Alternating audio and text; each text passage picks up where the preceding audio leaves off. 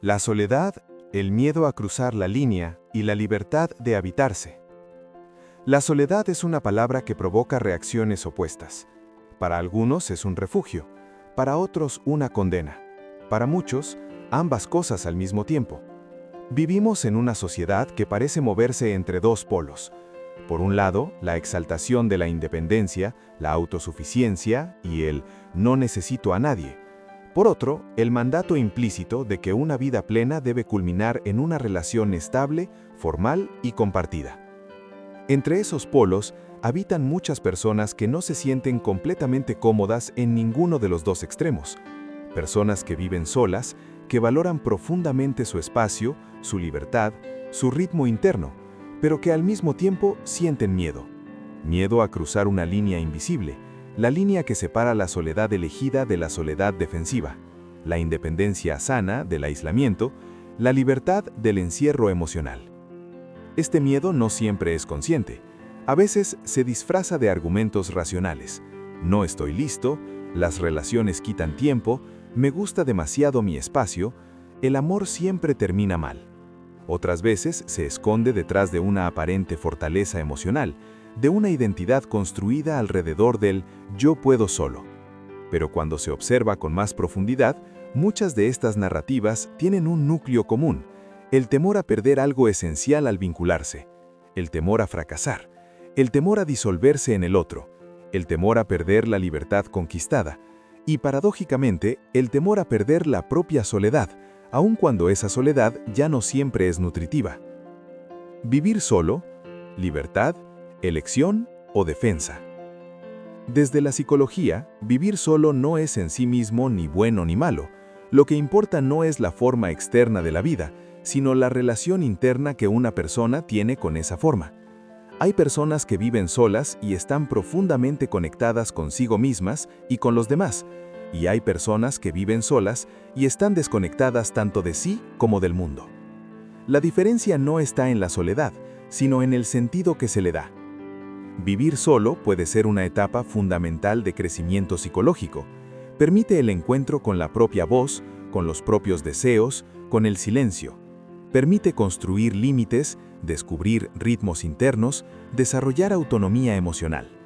En este sentido, la soledad puede ser un espacio fértil, creativo, sanador. Jung hablaba de la necesidad de retirarse del ruido externo para escuchar el mundo interno. Sin momentos de soledad, decía, no hay verdadera individuación, ese proceso mediante el cual una persona se convierte en quien realmente es, más allá de las expectativas sociales, familiares o culturales.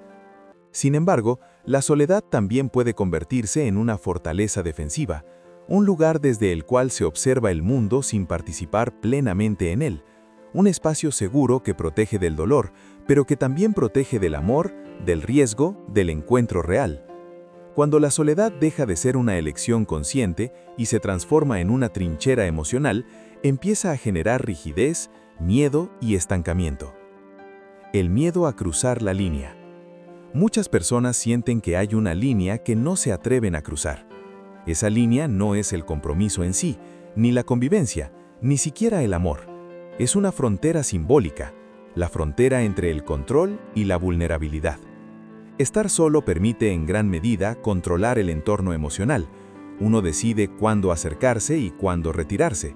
Uno administra el tiempo, el espacio, el silencio. En una relación profunda, ese control se ve inevitablemente desafiado. Desde la psicología analítica, el miedo a cruzar esa línea puede entenderse como el miedo al encuentro con el otro como espejo. Jung sostenía que las relaciones íntimas activan contenidos inconscientes, heridas no resueltas, sombras, inseguridades, patrones aprendidos en la infancia. Vincularse no solo implica compartir la vida con alguien, sino enfrentarse a partes de uno mismo que en la soledad permanecen dormidas o controladas. Por eso, para algunas personas, la soledad se convierte en una zona de confort, no porque sea siempre placentera, sino porque es conocida. Cruzar la línea implica adentrarse en lo desconocido, implica aceptar que el otro puede vernos, tocarnos emocionalmente, confrontarnos, implica aceptar que podemos fallar, ser rechazados, perder, cambiar. Y paradójicamente, el temor a perder la propia soledad, aun cuando esa soledad ya no siempre es nutritiva. La sombra y el miedo al fracaso. Uno de los conceptos centrales en Jung es el de la sombra, aquellas partes de nosotros que no reconocemos, que reprimimos o negamos porque no encajan con la imagen que tenemos de quienes creemos ser. En muchas personas que temen formalizar una relación, la sombra está cargada de inseguridades profundas, miedo a no ser suficiente, miedo a depender, miedo a repetir historias de dolor, miedo a perder la identidad. Fracasar en una relación no es solo perder al otro, muchas veces se vive como una confirmación de los propios temores internos. Por eso, evitar el vínculo parece más seguro que arriesgarse a que esas sombras salgan a la luz. La soledad, en este caso, funciona como un mecanismo de defensa. Si no me vinculo profundamente, no puedo fracasar profundamente. Pero Jung advertía que aquello que no enfrentamos conscientemente, lo vivimos como destino.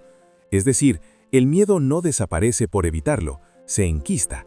La persona puede pasar años defendiendo su libertad sin darse cuenta de que esa libertad se ha vuelto rígida, limitada por el temor.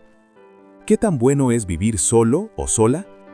Vivir solo es bueno cuando es una expresión de coherencia interna, cuando la persona se siente en paz con su elección, cuando hay conexión con el mundo, con vínculos significativos, aunque no necesariamente románticos.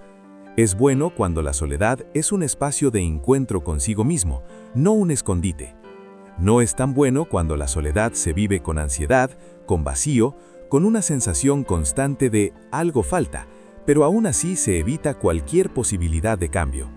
No es tan bueno cuando se usa la libertad como justificación para no enfrentar el miedo.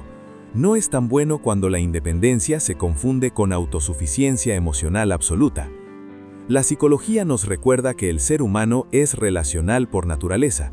No estamos hechos para vivir aislados, aunque sí necesitamos espacios de autonomía. El equilibrio no está en elegir entre soledad o relación, sino en aprender a habitar ambas sin perderse. Individuación y vínculo no son opuestos. Uno de los grandes malentendidos es creer que para amar hay que dejar de ser uno mismo. Jung proponía lo contrario. Solo una persona individuada, es decir, conectada con su mundo interno, puede vincularse de manera madura. El problema no es cruzar la línea de la soledad, sino cruzarla sin haber construido una base interna sólida. Cuando una persona no ha desarrollado su identidad, el vínculo puede vivirse como una amenaza.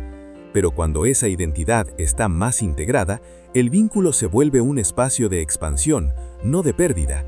Amar no debería implicar renunciar a la propia esencia, sino compartirla. ¿Cómo empezar a quitar el miedo a cruzar la línea? Quitar el miedo no significa eliminarlo, sino comprenderlo. Desde la psicología, algunos pasos importantes son: escuchar el miedo sin juzgarlo, preguntarse ¿qué creo que perdería si me vinculo? ¿Qué experiencias pasadas están influyendo en este temor? Diferenciar libertad de evitación. No toda elección solitaria es libre, algunas están condicionadas por heridas no resueltas. Trabajar la sombra. Reconocer inseguridades, patrones repetitivos, expectativas irreales sobre el amor o sobre uno mismo. Entender que el vínculo no es una cárcel.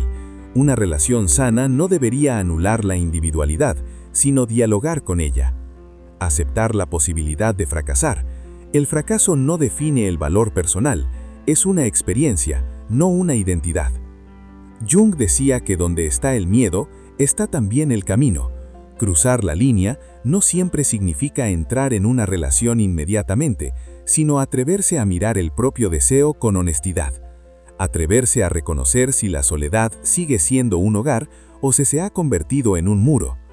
La soledad puede ser maestra o prisión. La libertad puede ser expansión o defensa. El miedo puede ser señal de peligro o señal de crecimiento. No se trata de obligarse a amar ni de romantizar la vida en solitario. Se trata de preguntarse, con valentía, ¿desde dónde estoy viviendo? ¿Desde el deseo o desde el miedo? Cruzar la línea no es perder la soledad, sino transformarla. No es renunciar a la libertad, sino aprender a compartirla. Y sobre todo, no es dejar de ser uno mismo, sino arriesgarse a hacerlo también en presencia de otro.